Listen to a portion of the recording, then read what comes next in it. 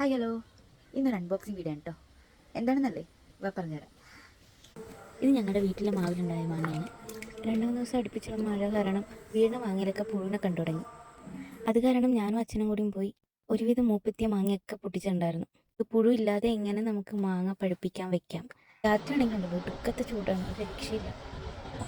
ചെറുചൂട് വെള്ളത്തിൽ ഉപ്പിട്ടിട്ട് ഈ മാങ്ങ ഒരു 5-10 മിനിറ്റ് മുക്കി വയ്ക്കുക. അതിനുശേഷം ഉണങ്ങിയ തുണി കൊണ്ട് അതൊന്ന് തുടച്ചെടുക്കുക. ഒട്ടും വെള്ളം നിൽക്കാത്ത രീതിയിൽ വേണം നമ്മൾക്കത് തുടച്ചെടുക്കാനായിട്ട്. കുറച്ചധികം ന്യൂസ് പേപ്പർ ആവശ്യമാണ്. ഈ മാങ്ങ ഓരോന്നായിട്ട് നമ്മൾ ഈ ന്യൂസ് പേപ്പറിൽ പൊതിഞ്ഞാണ് പഴുക്കാൻ വേണ്ടി വെക്കുന്നത്. പൊതിഞ്ഞ് വെച്ചിട്ട് 3 ദിവസം കഴിഞ്ഞതിന് ശേഷം ഉപയോഗിക്കാം കേട്ടോ. ഇതിൽ നിന്നൊരു മാങ്ങ എടുത്ത് നമുക്കൊന്ന് മുറിച്ച് നോക്കാം. ഈ പ്രോസസ്സ് എത്രത്തോളം വർക്കിംഗ് ആണെന്ന് എനിക്കും അറിയില്ല. ഞാനിത് ആദ്യമായിട്ടാണ് ട്രൈ ചെയ്ത് നോക്കാൻ പോകുന്നത്.